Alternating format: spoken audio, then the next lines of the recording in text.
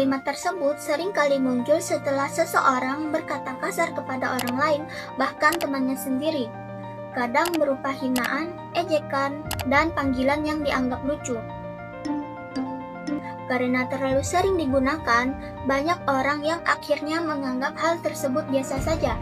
Padahal, belum tentu bagi orang yang menerima perkataan tersebut merasa biasa saja. Di Indonesia, tindakan menghina orang lain ternyata diatur dalam hukum, yaitu tepatnya pada pasal 315 KUHP lama, dan yang diperbaharui sekarang di dalam pasal 436 KUHP baru.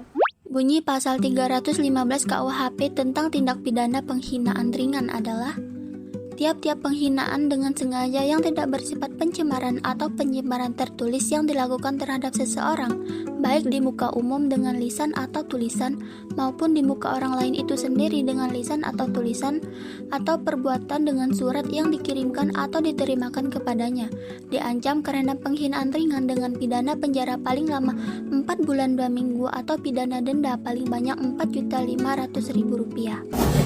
Pasal 315 KUHP lama menjelaskan bahwa penghinaan ringan adalah penghinaan yang dilakukan secara sengaja, baik berupa lisan, tulisan, maupun perbuatan yang ditunjukkan langsung kepada seseorang. Ancamannya bisa berupa pidana penjara paling lama 4 bulan 2 minggu atau pidana denda paling banyak Rp4.500.000.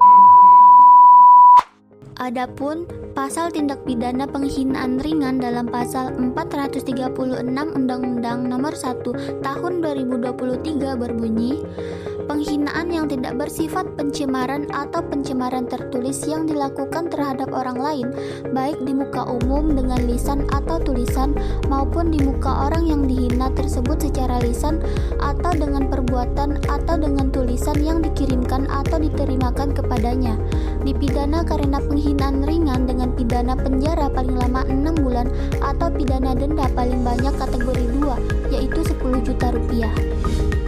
Lalu, pada KUHP baru diperjelas lagi lewat pasal 436 Undang-Undang Nomor 1 Tahun 2023. Intinya, pasal ini menjelaskan tentang penghinaan yang dilakukan dengan cara mengeluarkan perkataan yang tidak senonoh terhadap orang lain. Biasanya dilakukan di depan umum, lewat tulisan maupun di depan orangnya langsung. Ancaman maksimalnya juga berubah menjadi 6 bulan penjara atau denda kategori 2, yaitu Rp10 juta. Kalau dibandingkan dengan aturan lama, ancaman hukumannya sekarang lebih berat. Ini menunjukkan bahwa penghinaan bukan lagi dianggap masalah kecil.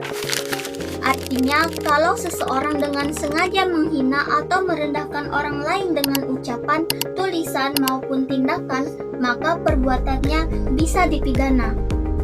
Jadi, walaupun hanya satu kata kasar, jika dianggap merendahkan atau menyerang kehormatan orang lain, maka tetap bisa diproses hukum. Dalam hukum, penghinaan ringan termasuk delik aduan. Maksudnya, kasus baru akan diproses kalau korban merasa dirugikan lalu melapor. Jadi, polisi tidak langsung memproses kasus kalau tidak ada pengaduan dari orang yang dihina. Nak pakai kat mana? Kurang bukannya ada rambut. Botak! Nak, kemaskan rambut aku. Aku tak main.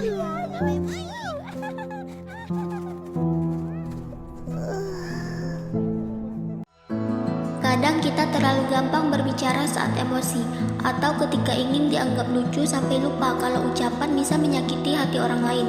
Yang berbicara mungkin hanya tertawa beberapa detik, tapi yang dihina bisa ingat hingga berhari-hari. Apalagi sekarang semuanya mudah direkam dan disebarkan di media sosial. Sekali ucapan keluar, jejak bisa tinggal lama.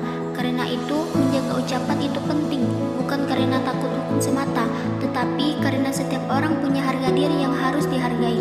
Bercanda boleh, tapi tetap harus tahu batasan, karena mulut yang tidak dijaga kadang bisa membawa masalah besar.